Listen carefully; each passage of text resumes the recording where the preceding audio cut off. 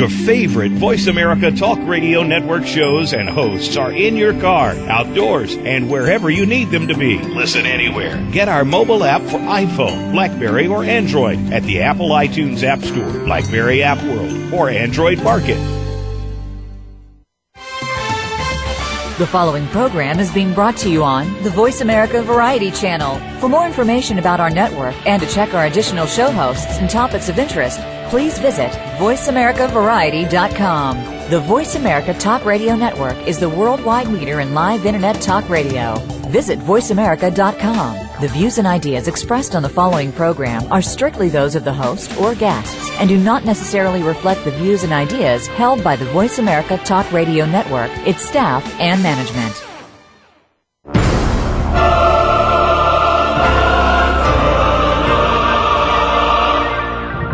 Welcome to Crime Prevention 101 with host Susan Bartlestone. We're so happy you've joined us. Over the next hour, you'll learn the tips, tricks, and vital information that'll help you keep yourself confident and safe. Now, here's the host of Crime Prevention 101, Susan Bartlestone. Parents, I'm talking to you now. What would you do if you found out that your teenager or college kid was being slapped, punched, excessively criticized, belittled, tyrannized by their boyfriend or girlfriend? Well, a study by the Liz Claiborne Foundation found that 1/3 of all teens have experienced something like this, sometimes leading to grave consequences, serious injury, murder, that kind of thing. Well, February, the month of Valentine's Day, a roses and chocolate candy love, has been designated Teen Dating Violence Awareness Month, and not by accident, I bet you. So tonight, to commemorate this month, I'm speaking with Christina Escobar from the National Resource Center for Teen Dating Violence Awareness Month about what schools and service providers and public officials and community groups and you as parents can do to get educated about this issue and take part in programs and activities designed to prevent teen dating violence. And I've got lots of great information and resources for you. And I'll also be speaking with safe dating counselor Dari Dernis Olson, author of Safe Dating for College Women, and she's got a list of red flag behavior that parents should know about that indicate if your teen may be in danger, as well as suggestions on how to help your kids get out of an abusive relationship safely. And parents, you need to hear this. But first, to start us off, and you know I like a little change up of pace, I'm speaking with former mafioso Andrew DiDonato, who publicly renounced the mob and turned informant in 1996. And his book about mob life and why he left it is absolutely fascinating. And I just have to ask him, I want to know if he had to prick himself with a knife and drip blood on the picture of a saint and then burn the picture when he was inducted into his crime family. I read that in a magazine the other day, and I'm so curious. Well, this is Susan Bartlestone, and you're listening to Crime Prevention 101, coming to you from the still freezing but always exciting New York City.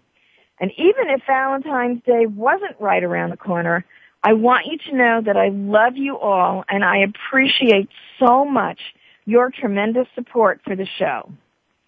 So, okay, let's go right away to meet Andrew DiDonato, and I bet he can turn the heat up a bit around here. Hi, Andrew. How are you? Hi. I'm fine, Susan. How are you? I am good. And let me just tell the audience a little bit about you. You began your career criminal at the age of 14, and by the time you were 17, you were a member of the Gambino crime family, and you spent 14 years, right, as a loyal street soldier. Yeah, but a little bit longer than that. Yeah, that's about correct, yes. In 1996, you got caught between a rock and a hard place that you're going to tell us about, and you made the decision to leave the mob, and a lesser man might not have made it out, but you sure did, and the story of your life, surviving the mob, a street soldier's life in the Gambino crime family, which was written by famous crime writer Denny Griffin. And this is just a fascinating tale about what it's really like to be in the mob. So let's go back to the beginning a little bit. you started a life of crime when you were 14 years old. Where are you from, and how did you get into crime so young?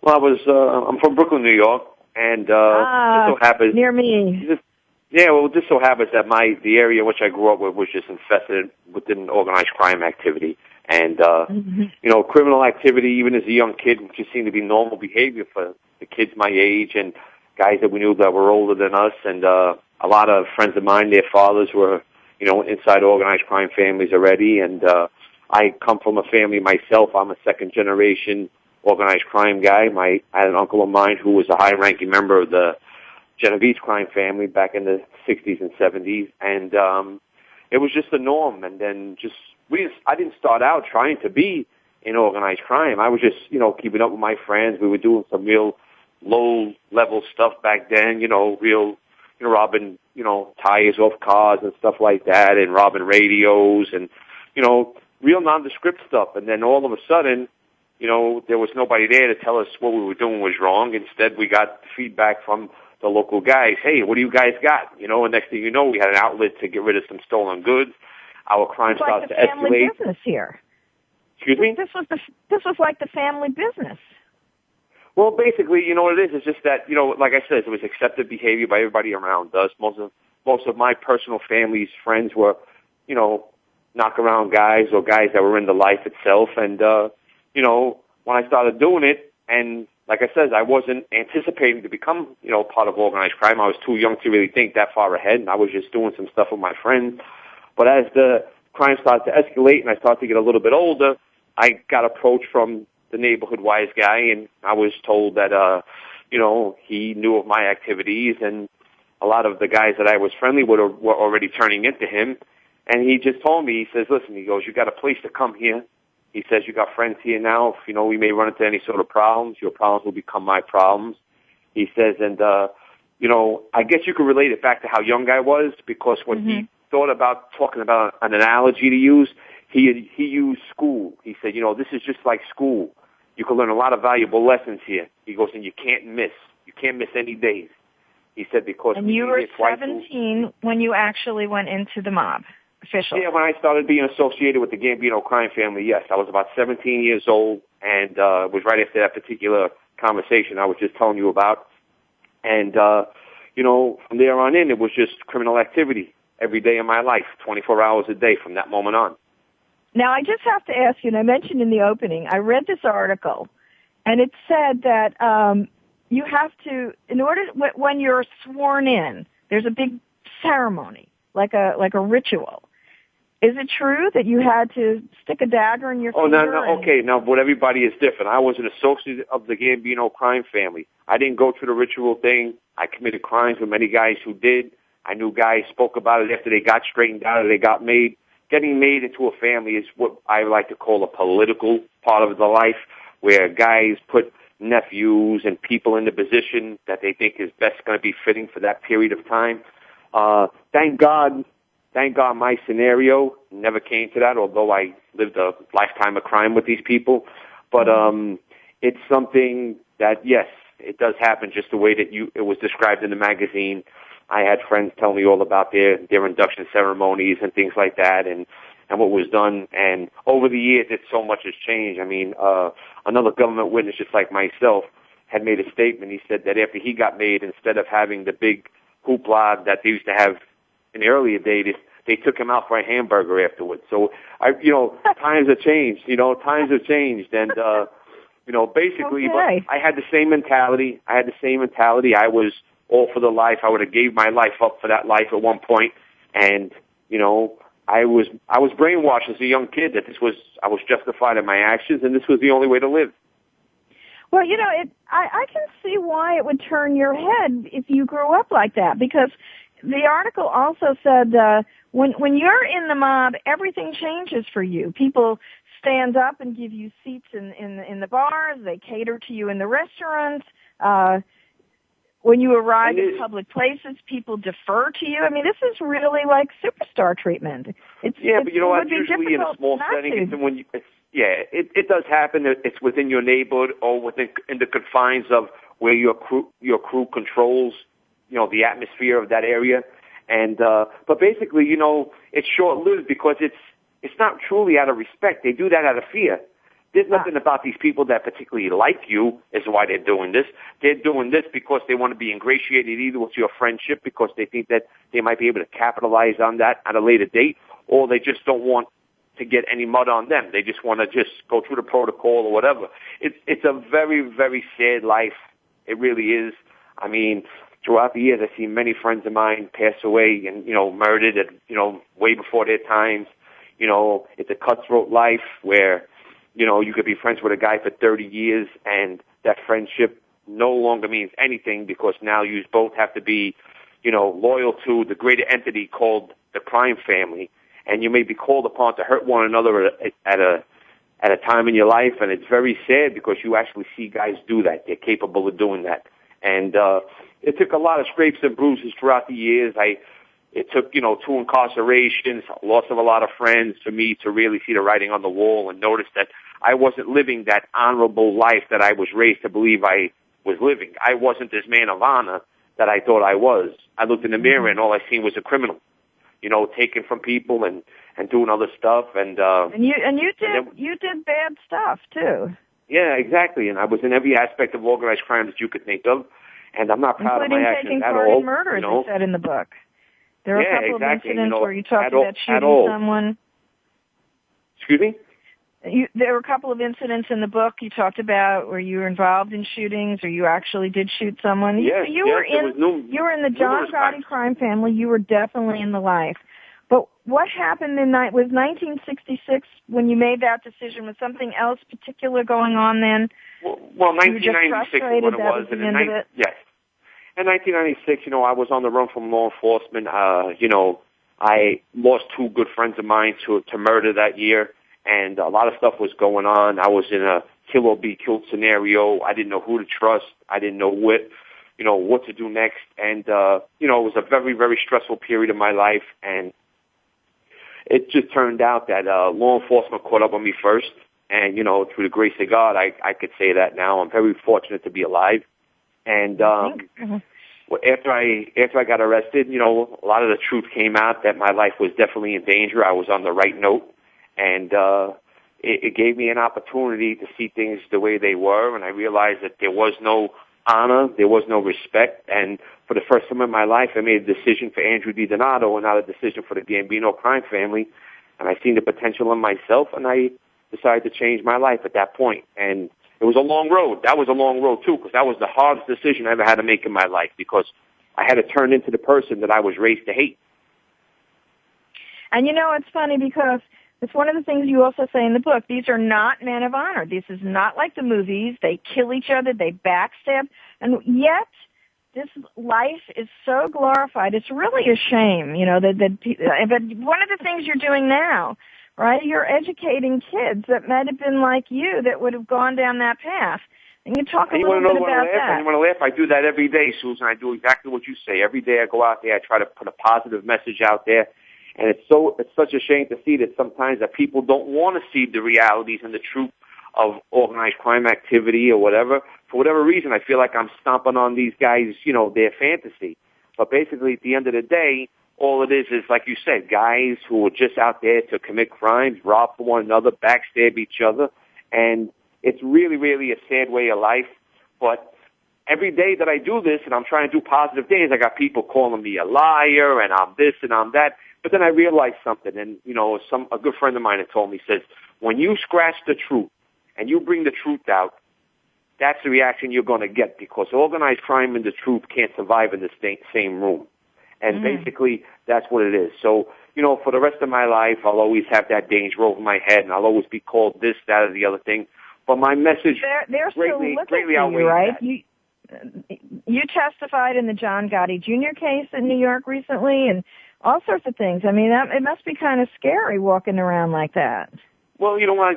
Listen, it's the life that I chose many years ago, and basically, my life will always be in danger. But my life was in danger before I decided to cooperate and become a witness and stuff like that. So, but if I live in fear or anything like that, Susan, what happens is that I let them still control me. I say at every interview when people ask me, I can never let them control me again. So I live my life. I try to be as normal as possible.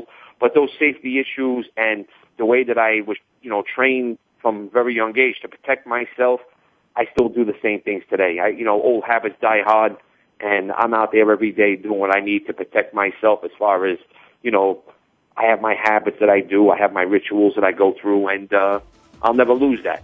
That's something that stays with me. Well, I give you a lot of credit for this. And what's coming up for you? What are your plans now? Well, I tell you the truth, what I do now is, through the book, we've been getting a really, really good response from the book.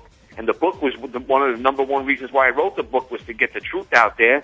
And so far, we're getting a good response. We're getting some people, and we're gonna implement a program for young kids who are in gangs and stuff like that. We're on the ground floor. We're trying to get this up and running now, and hopefully we'll have this done before the year is up, and then we'll have a structured thing in place where we can go out every week and touch on different kids around the country and do stuff like that. I just finished doing a segment for the History Channel.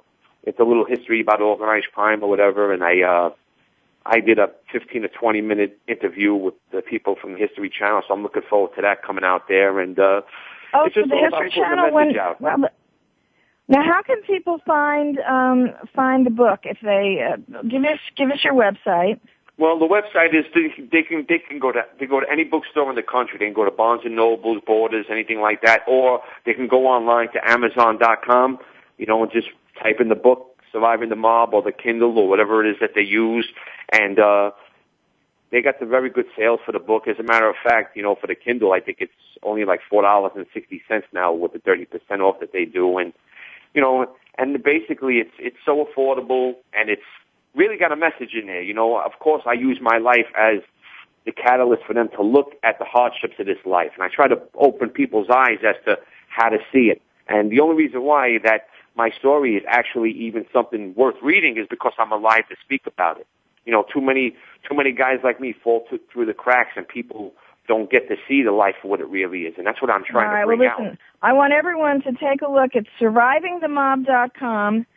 Andrew, it was a pleasure to have you on the show. Make sure you check him out. For me too, Susan.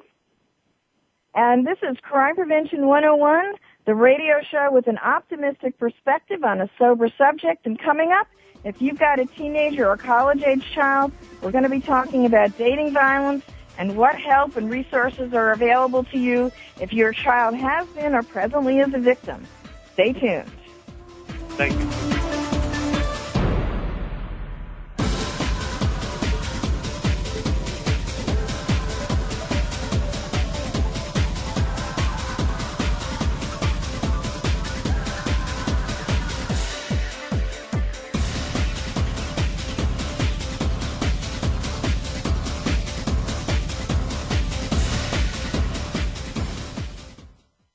Stimulating talk. It gets those synapses in the brain firing really fast. All the time. The number one internet talk station where your opinion counts. VoiceAmerica.com.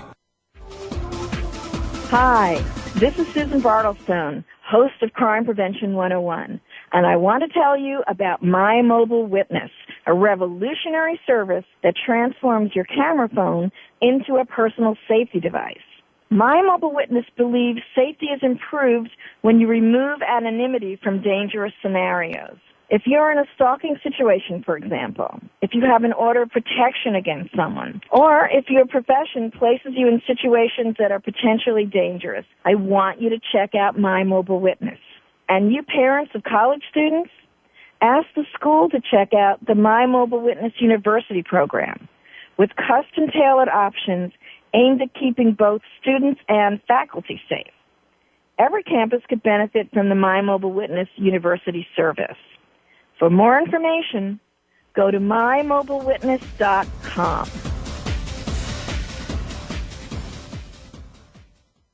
Get ready to change your life.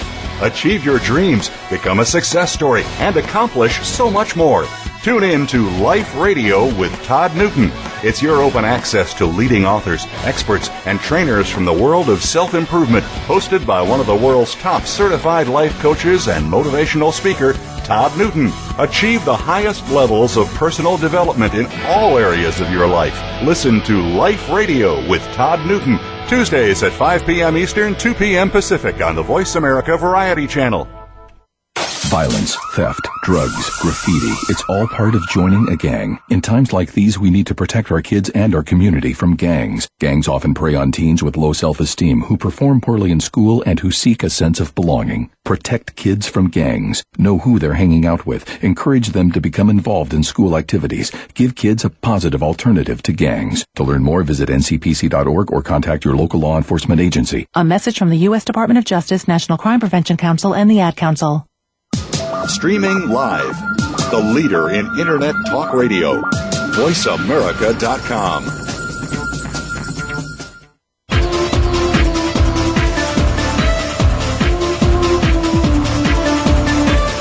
You're listening to Crime Prevention 101 with Susan Bartlestone. We invite you to share your stories, tips, or suggestions for topics you'd like us to cover, and Susan will address some of these on future shows. Send your story or idea to solutions@fightsafe.com. That email address again is solutions@fightsafe.com. Now, back to Crime Prevention 101 with Susan Bartlestone. Hi, Susan Bartlestone here, and there's plenty of show left. So start tweeting about us, IMing about us. You can follow me on Twitter. I'm on Facebook. Come join the party. Now, as I said earlier, one study found that 1/3 of all teens have experienced physical, verbal, or emotional abuse from a dating partner. And let's meet Christina Escobar from the National Teen Dating Violence Month Resource Center and talk about this problem. And she is she's the Senior Coordinator of Development and Communications for Break the Cycle, which is one of the premier groups in the country working to raise awareness about domestic violence and dating violence and empower young people to build lives and communities free from domestic and dating violence. And Break the Cycle has been a leader in getting the word out about dating violence and established this National Resource Center for Domestic Violence for Dating Violence Awareness Month. So welcome, Christina. Thank you, Susan. I'm so happy to be here. Oh, my pleasure. Now, Christina, this episode, this problem, dating violence among high school and college kids, this is like an epidemic. Talk about the scope of the problem. And is it really true, 1/3 of all teens? Do we really go with that? We really do. It's pretty upsetting. That 1 in 3 statistic, as you mentioned, has to do with all types of abuse. So that is physical, it is sexual, it is verbal, and it's technological abuse. You know, with cell phones and Facebook, those can be great tools for communicating with your friends and family, but they also can be scary tools in the hand of a wrong person who's using them to stalk or harass you. Absolutely, and this can lead to really serious injuries and death. This is so unhealthy and so painful. We absolutely cannot ignore this. Absolutely, and young people who experience dating violence are more likely to encounter all of those other problems you hear about, like drug abuse, depression, teen pregnancy, dropping out of school, being violent in other ways. It's really one of those problems that leads to a whole host of other problems, and what's so upsetting about dating violence is it happens in every community. It doesn't matter if you're a boy or a girl, or gay or straight, or rich or poor, pretty or ugly, popular or not. Dating violence can affect anyone. Absolutely. It knows no differentiation. Mm-hmm. So now talk about Teen Dating Violence Awareness Month and how did it come about and what's the goal of this month? Right. So February is National Teen Dating Violence Prevention and Awareness Month, and it's really a big effort on behalf of so many different community leaders to raise awareness about this issue. Unfortunately, it's something like 2/3 of young people who experience dating abuse don't report it, and that's in part because they don't realize that domestic violence, dating violence can happen to them, or they don't realize that there's help available, or they don't even know what abuse is in a relationship. They think jealousy is a sign of love, and so they don't recognize the warning signs of abuse that maybe as an adult, when you have a little bit more of experience, you can start to see that this isn't quite so healthy. This is only the second year that February has been Teen Dating Violence Awareness Month. It started last year, and before that it was a week in February, and it's really come about because of the organization of young people who want to take ownership of this issue and organizations like Break the Cycle that are trying to address this silent epidemic. Oh, so this is fairly new. Now, was February picked because of Valentine's Day, the month of love and all that? That's what I suspected. I think that definitely ties in. It helps with messaging. Obviously, relationship abuse can be pretty upsetting, but healthy relationships are a big part of hopefully everyone's life and are a right that you have. And so we're really trying to bring about that ability for everybody to have healthy relationships. And so it's nice to be able to celebrate that in conjunction with Valentine's Day. And what are some of the things that people can do to be involved with this?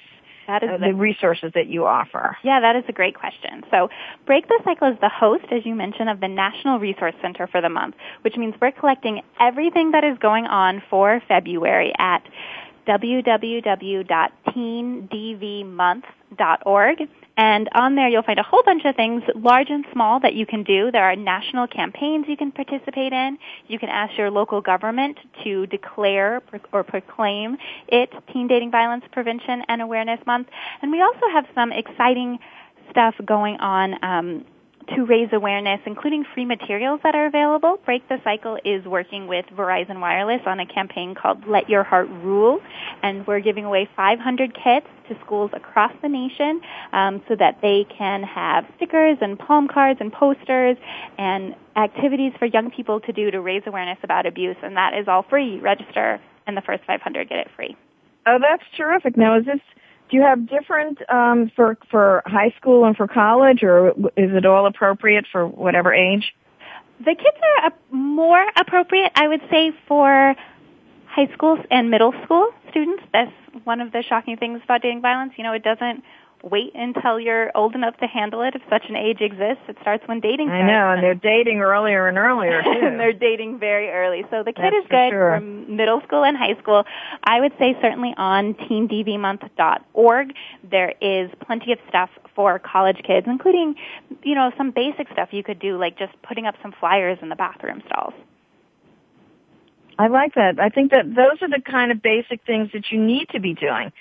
There are a couple of interesting things that are on the website that when I was looking it over. You actually issue state law report cards. Mm-hmm. Talk a little bit about that. That is a study that Break the Cycle puts out annually, where we grade each state on how well their civil domestic violence restraining orders protect young people. In some states, you have to either be married to someone, live with them, or have a kid with them to have access to domestic violence restraining orders. And for young people, that excludes the vast majority of their relationships. And obviously, just for the population at large, it excludes a lot of relationships. And so you're saying that in many states, if a youngster, a teenager, is a victim of dating violence, they cannot get a restraining order against that person. That is correct. And it's really upsetting because those tools are created to protect victims. And there's no reason why certain relationships have to be recognized or not recognized in the law. It's just an oversight as far as we're concerned. So we're working to make that happen. Another thing is some statutes don't allow minors access to the courts. You have to be 18 to be in a relationship, and that's obviously also not the truth on the ground. That's for sure. Unbelievable.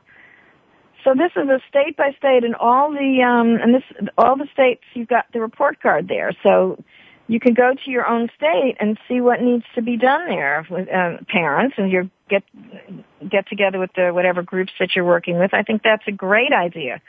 And so you've also got some safety planning resources there. Yes, it is very important if you find yourself to be in an abusive relationship to get help and plan for your safety. Break the Cycle actually announced just yesterday, we're partnering with the National Teen Dating Abuse Helpline to create a new comprehensive resource at loveisrespect.org.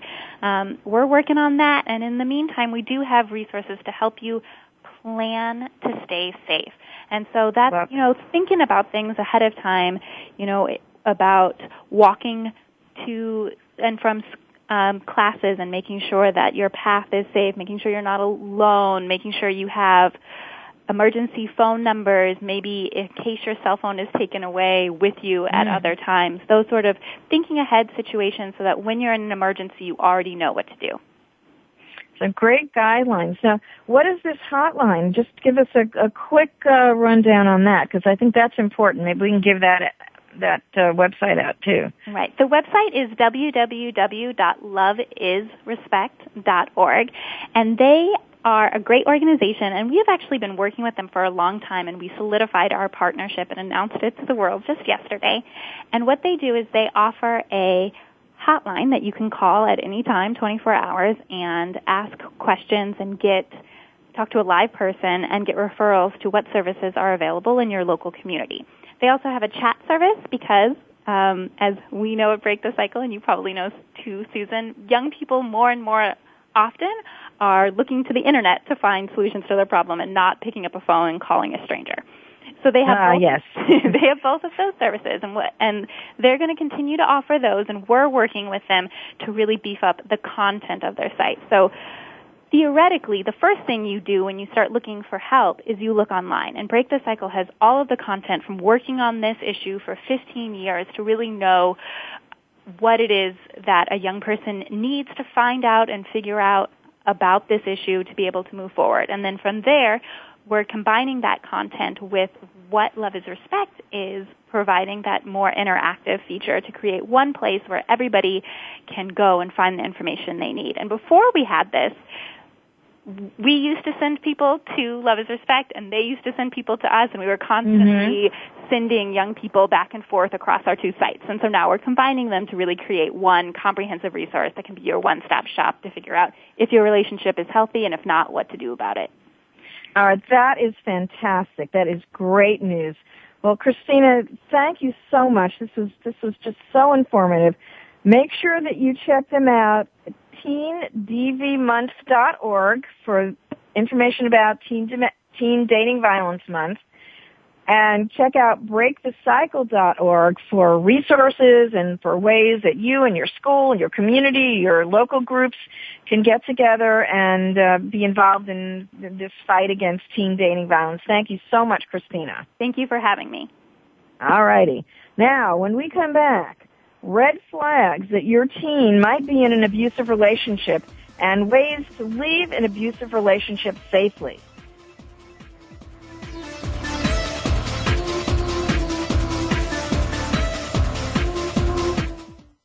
Talk, talk, talk. That's all we do is talk. If you'd like to talk, call us toll-free right now at 1-866-472-5787.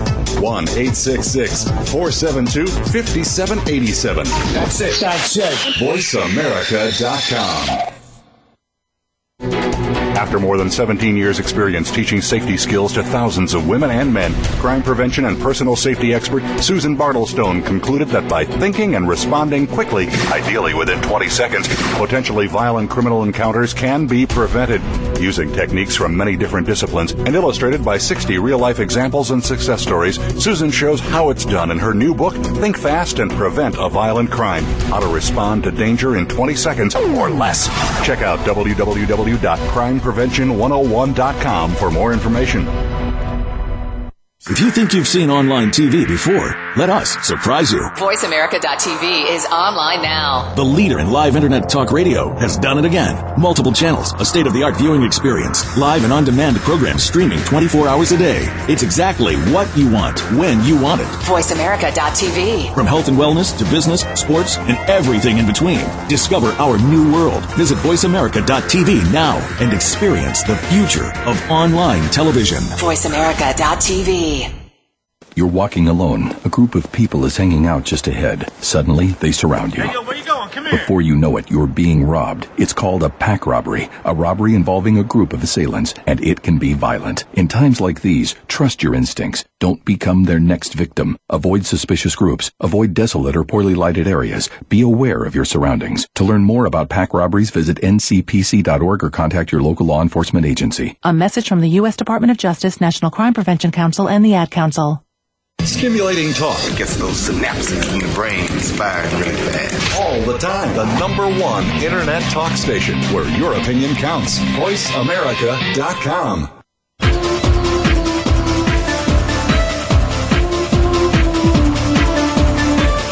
You're listening to Crime Prevention 101 with Susan Bartlestone. We invite you to share your stories, tips, or suggestions for topics you'd like us to cover, and Susan will address some of these on future shows. Send your story or idea to solutions@fightsafe.com. That email address again is solutions@fightsafe.com. Now, back to Crime Prevention 101 with Susan Bartlestone. Yes, we are back. This is Crime Prevention 101. This is Susan Bartlestone. Now, let's meet Dari Dernis-Olson. I'm hoping I'm saying that right. And talk about the signs of dating violence and how to get your child out of an abusive relationship. And for the past 10 years, New Jersey-based counselor and safe dating coach Dari Dernis-Olson has traveled across the country teaching college women how to prevent date rape and dating abuse. And she's also the New Jersey State Coordinator, I hope I got that title right, for the Liz Claiborne Love is Not Abuse curriculum for high schools and colleges. And she's the author of the new book, Safe Dating for College Women. Welcome, Dari. Thank you, Susan, so much for having me on your show tonight. Did I get all the pronunciation right and the titles right? Not many people get it right. Oh, goody. All right. Well, now, look, Dari, in the previous segment, I was talking with the folks from the National Resource Center for Teen Dating Violence Awareness Month. We heard about the tremendous scope of this problem. Now I'd like to talk about what parents and kids can do to recognize that they're in a dating violence situation and then get out of the situation safely. But before we do that, let me just first, I know you just testified. It was very important what you did. You just testified about the safe dating law in your home state of New Jersey before the New Jersey Senate. What's this bill about? This is really important stuff. Well, what the safe dating bill does, it will require all public middle and high schools to establish a safe dating curriculum along with their annual health curriculum. So it's a minor addition, and the curriculum is free, provided by Liz Claiborne, Love is Not Abuse, and the online staff training for the teachers is free. So it's not often that the government does something that's free. And it's a win-win for New Jersey. It's a win-win for kids really across the country because it's going to teach them what a healthy relationship is and is not. Now, do many states, you happen to know how many states have such a curriculum? Was New Jersey one of the first, or? New Jersey, yes, is one of the top 10, actually, and Rhode Island was the first, along with Texas, and slowly but surely, Love is Not Abuse is a national organization, and like you said, I am the New Jersey State Action Leader, and we're trying across the country to pass this law in every state. I mean, most states have a dating abuse law, but it doesn't require the schools to teach it. And as you and I know, if it's not required, it usually doesn't happen. Do you happen to know if New York has a law, my home state? I know they are currently trying to pass it. Are you involved in this? Because if you are, let me help. Yeah, I will. Absolutely. Absolutely. Definitely. Let's talk out off air, because if there's something we can do to get this done, free, and the Love is Not Abuse curriculum, I know it's a very fine curriculum, and if we can get it in New York, let's do it. Yeah, and I've been using the curriculum for the last 2 years in my office and my programs. I travel. I'm a national speaker. I'm always talking to people. I strongly believe that education is the key to prevention, and it's really great. It's user-friendly. It's real life, it's hands-on, the kids love it, and the best part about it is they learn how to have healthy relationships. And that's what's so important. They have to know this. There's a website for them. Is it still loveisnotabuse.org? They can take a look at .com. Loveisnotabuse.com? Correct. Okay, terrific. All right. That's important. All right, let's talk a little bit now about what a healthy relationship is and what are these red flags that'll let you know that you're not in a healthy relationship. Let's start off with some of the basic ones. Sure. And what I've really found out over the last 10 years, because I own a counseling center in New Jersey called Express Yourself Today, and I specialized in dating abuse and date rape counseling. And, years ago I realized that kids don't realize that they are either being abused or being abusive because it's slowly become the societal norm. So many kids come to my office, and when I give them the checklist, do you fight a lot? Is he mean to you? Does he make you feel bad about yourself? Does he call you names? Does he put you down? Does he text you, call you 100 times a day, wanting to know where you are, who you're with, wanting to have control over, what you're doing, basically. And they don't realize that this is abuse. Everybody associates abuse with physical abuse. And it's so much, as you and I both know, it's so much more. It's verbal abuse, calling names, putting you down, emotional abuse, and it can be physical abuse. And oftentimes it starts out just as emotional, abuse or verbal abuse, and then it can escalate. Absolutely. And what people, and even adults too, don't realize is that relationships do not start off abusive. Because if they did, nobody would date. So over the course of the relationship, the abuse slowly rears its ugly head. And before you know it, you find yourself, a relationship that started off great and romantic and wonderful. All of a sudden you find yourself in an abusive, horrible situation. One of the most important ones that we taught that you have on your website there, and she's got these lists on her website too, so you can check it. And just give out that website it's quickly for them. SafeDatingCoach.com. All right, she's got these things. Does he text you obsessively? Need to know where you are, who you're with, and what you're doing. This is so important to flag this one, because kids text each other all the time, and sometimes they don't realize when it's going over the line. Right. And when you think about it, nobody teaches you how to date. That's why the safe dating law is so important, and it's really going to save lives across the country. You jump in head first, head over heels in love, and no one you're just kind of going with the flow, doing what all the other kids are doing, and there's so much pressure to be in a relationship that these kids are starting to date at like 4th and 5th grades now. I know. It's horrible to me. And it's just, when you see these shows with these little girls with full makeup, with sexy little dances, I see them on the TV sometimes. Of course it's going to start happening earlier and earlier. Right. It's impossible not to. Right. What they don't realize, kids are just doing what kids do, and I really say that parents should know better, but parents, I found the first book I wrote was called 7 Secrets for Girls, Simple Solutions to Survive Boys and Stay Sane.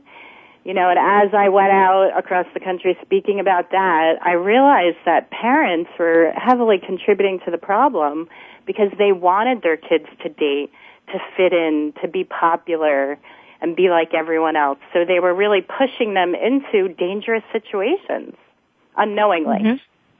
Exactly. Well, Tara, we're coming up on our break, but we didn't, because of my little technical problem at the beginning, we didn't have enough time. Can you stick around with me? Yes, come back absolutely. after I would the break? love to. Good. And let's talk about what to do if you're in a dating violence relationship, how you can get out safely. All right, this is Crime Prevention 101. Stay right where you are. We're going to be back. We're going to tell you what to do if your child is in a dating violence situation, or if you are. Stay tuned.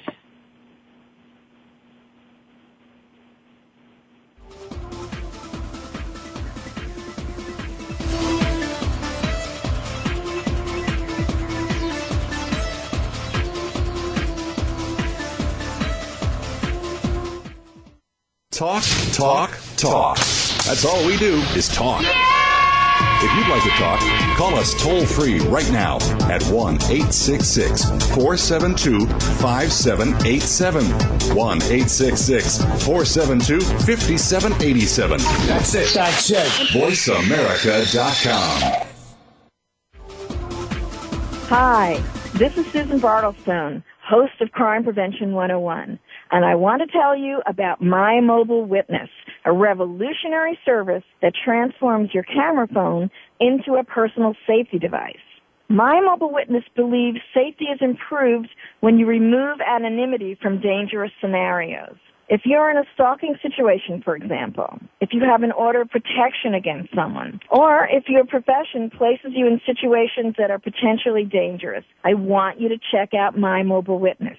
And you parents of college students, ask the school to check out the My Mobile Witness University program with custom-tailored options aimed at keeping both students and faculty safe. Every campus could benefit from the My Mobile Witness University service.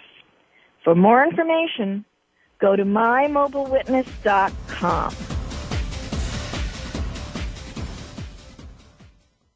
Every day, people are afraid to report violent crimes. In times like these, choosing to report a crime or helping the police can be a difficult decision. A no-snitching culture has sprung up in our communities, making it unpopular and sometimes even dangerous to report a crime. Do the right thing by calling 911 or your local crime tip line. If you're the victim of a crime, report it. If you know about a crime, report it. To learn more about how to do the right thing, visit ncpc.org or contact your local law enforcement agency. A message from the U.S. Department of Justice, National Crime Prevention Council, and the Ad Council.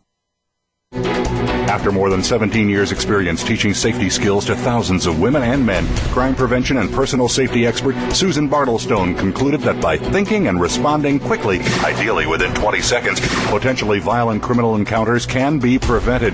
Using techniques from many different disciplines and illustrated by 60 real-life examples and success stories, Susan shows how it's done in her new book, Think Fast and Prevent a Violent Crime: How to Respond to Danger in 20 Seconds or Less. Check out www.crimeprevention101.com for more information. The Internet's #1 talk station. #1 talk station. VoiceAmerica.com.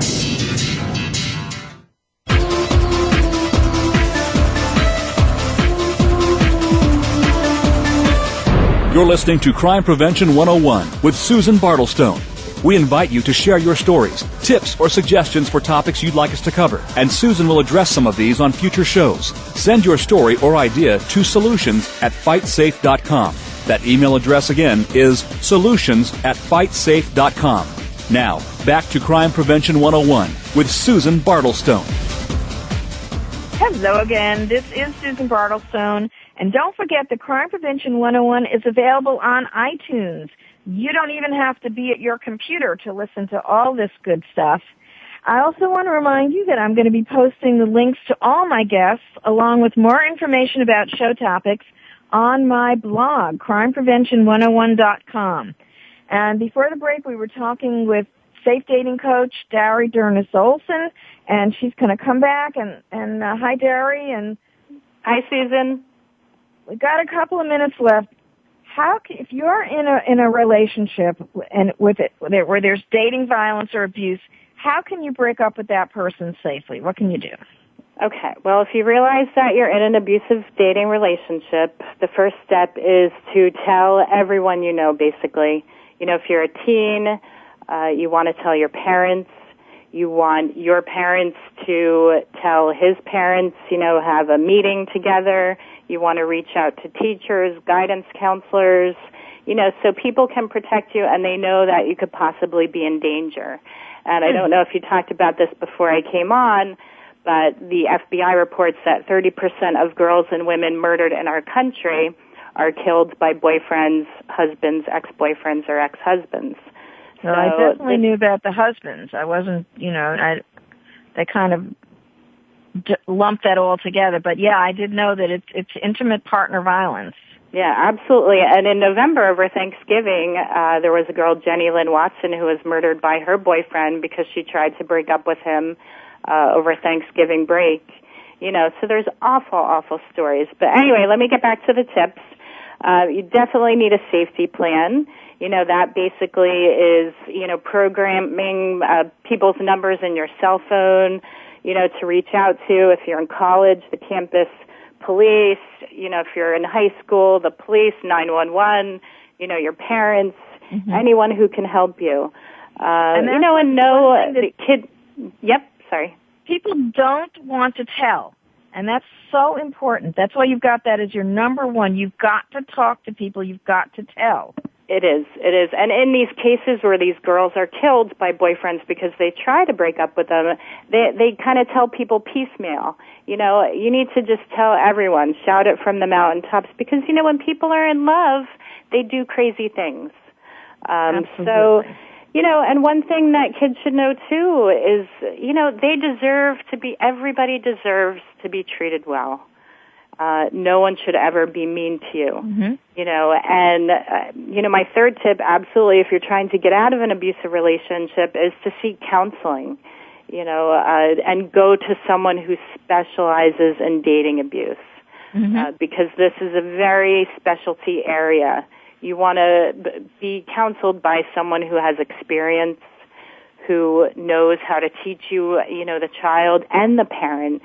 Sometimes parents know their kids are in abusive relationships and they don't know what to do. So if your parents who are listening, they know their child is in an unhealthy relationship, they need to make the child break up with the person, and again, have a safety plan for their child, tell the school, file a restraining order, have a meeting with the boy's parents, and do anything and everything to protect your child. Now, Daria, I know you have these steps on your website because we are running out of time. Is there information in the book? Oh, absolutely. For my new book, Safe Dating for College Women, absolutely. There's a whole chapter dedicated to dating abuse and how to get out of an abusive relationship, how to make a safety plan. Basically, too, a very important thing, you want to cut off contact with this person no matter how hard it is. And that's where the counseling really supports you to help you get out of that toxic relationship. And in fact, one of your steps is do not ever meet with your boyfriend alone after you've broken up with him, no matter what. No matter Even what. if he threatens to hurt or kill himself, because this is a very dangerous, and that's how girls are murdered, right? That's one of the classics. Exactly. And I can't tell you how many cases of girls being killed by their boyfriends, where they were lured in and the boy, called them or actually stalked them. I know you did a show about stalking. That was really great. I did. They wait for them after work or in the parking lot. And that is why a safety plan is so important. You really need everyone in your life to know that you could possibly be in danger. You don't want to walk alone. You really don't want to be alone. If you're a college student, you don't want to be in your dorm room alone. You want to change your routine so you're not going and coming the same times as you usually do. And the colleges are getting hip to it, especially colleges, what they have to do. And there are places to get help on the campus. Oh yeah, campus counseling center. And if kids don't feel comfortable going to the campus counselor, there's certainly private counselors or domestic violence shelters, women's shelters to help you. There are so many resources out there. Daria Dernis Olson, Safe Dating for College Women, safedatingcoach.com. Thank you so much. Thank you. You know what, Daria, that's a wrap for now. But please don't forget that we always love to hear from you. By all means, post your comments, write to me. People have been so great about doing that. Put your suggestions and your comments on my blog, crimeprevention101.com. Put them on my Facebook. Tell your friends about us. As you and I will be doing this again next week, same time, same place. It'll be a crime not to listen, so stay tuned and stay safe.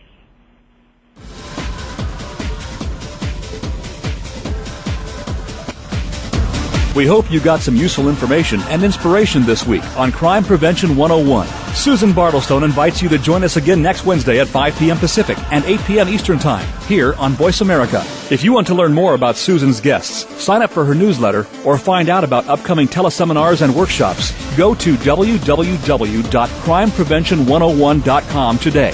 Have a great week and a safe week.